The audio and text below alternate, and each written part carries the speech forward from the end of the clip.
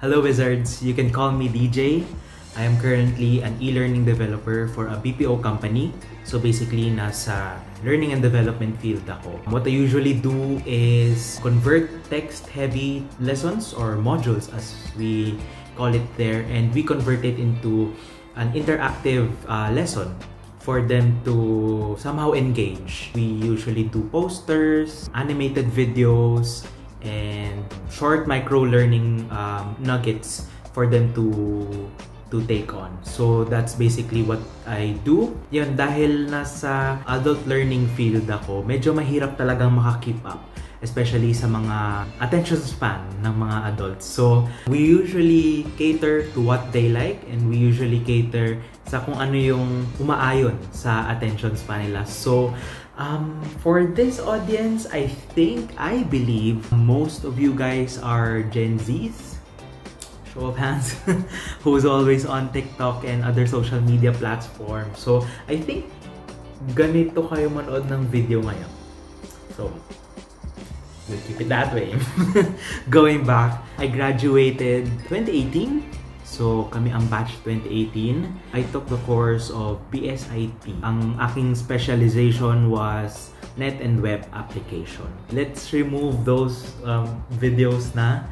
And let's talk about our section's experience sa SOS or Series of Seminars. So, yung SOS namin was a bit unique dahil we had help from DICT, which is the Department of Information and Communications Technology, and yung ating BICTDC or Bataan Information and Communications Technology Development Council.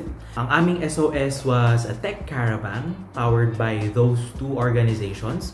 So it was more than a seminar. It was basically a training. Usually, di ba, sa mga SOS, they are scheduled for just one day. Minsan weekdays or minsan weekends. But for us, we had it run for 2 days.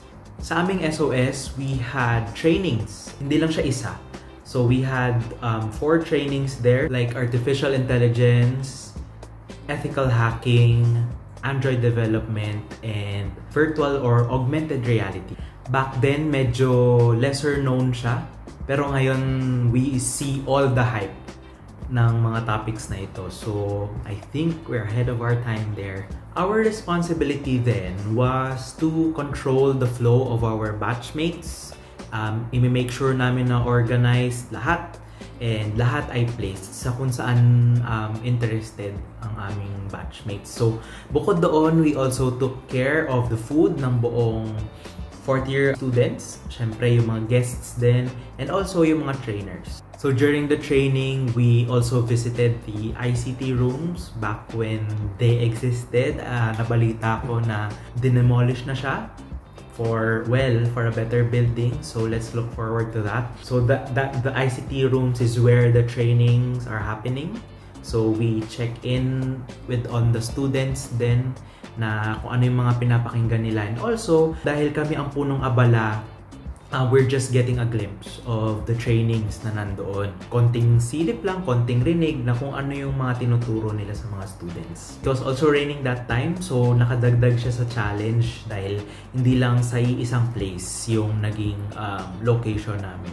Pero at the end of those 2 days, meron kaming sense na worth it feeling.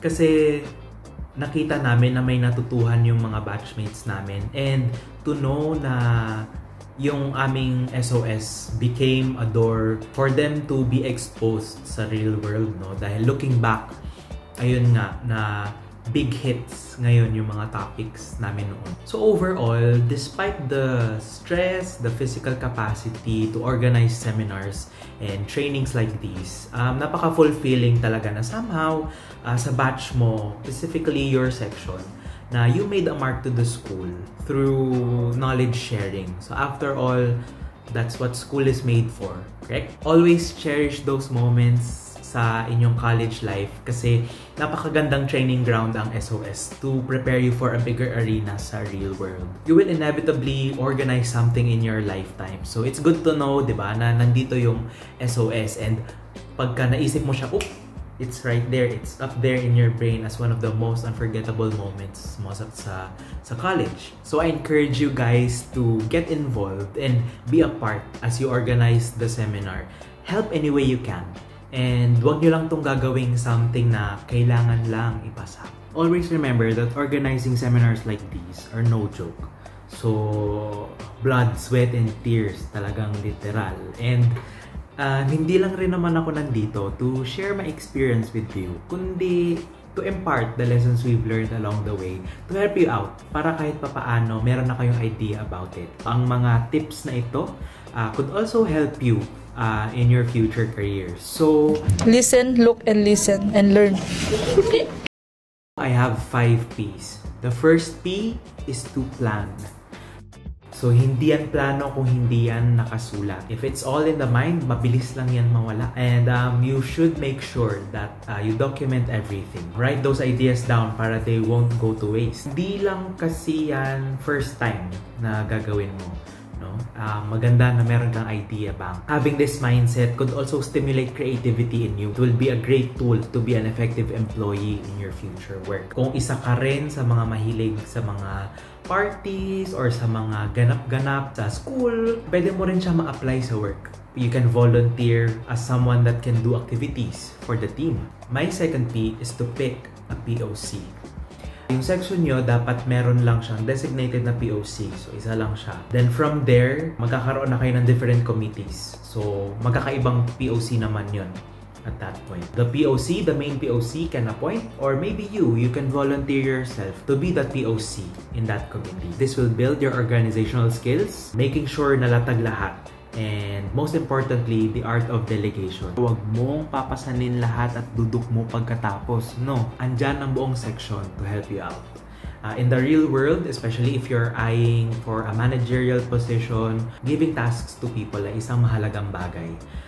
You should train yourselves na hindi mahiya na magbigay ng task. Kasi again, para kayong gears na interlock. Pagka hindi nagpa-function yung isa, hindi mag-function ang lahat. List down kung anong mga committees ang gusto nyong meron kayo. Maybe we can have committees under registration. Kung sino bang magmamando dun sa pinto, sino magsusulat and verify if nandito na sila. Pwedeng sa food, kung sino yung pipili ng food, kung sino magta-travel to get the food. Speaker care, like paghahanap ng possible na speaker. And this applies for all, pero especially for the speaker care, yung POC under that will get to train themselves to talk to people that have professional backgrounds. Siyempre, nasi-stimulate yung communication skills natin doon. Marketing, kasama na doon yung scheduling ng post sa Facebook. Di namin yun na-utilize before, pero ngayon mas marami kayong chance to do it. So, utilize what you can. Paggawa ng certificates, ng posters, ng tarps, and kung may hashtags na nag-e-exist, kung pwede pa yon. Documentation, most importantly, finance, manpower, and events. Kung sino yung host, meron ba tayong games? Kung meron games, ano bang mga prizes?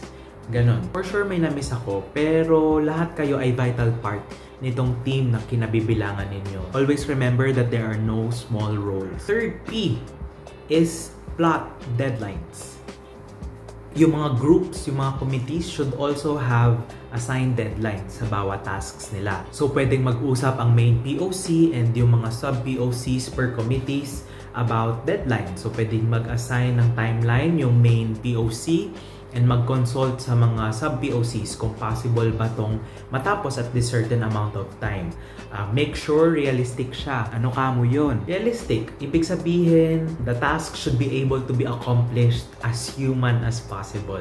So kapag nagtatrabaho na kasi tayo, it's important to negotiate timelines. Lalo na kung hindi ito attainable considering the time and effort. So malaking tulong talaga to openly communicate sa inyong group. So make sure to assign deadlines that are realistic. Fourth P, preempt the unnecessary. So, contingency plans. So, lahat naman tayo gusto nating ma-execute ng maayos yung plan A. Papaano kung may mga parts na hindi nag-work doon? So, kailangan natin ng backup. Papaano kung last minute hindi pala available yung speaker? Paano pala kung hindi na-print yung certificates? Paano kung hindi na-order on time yung food? Sa work, nangyayari ito. Especially sa mga napag-usapan natin earlier about deadline. So, papaano kung hindi umabot sa deadline? Papaano kung hindi pala available yung client for a meeting? Papaano kung nag-crash yung document mo while working?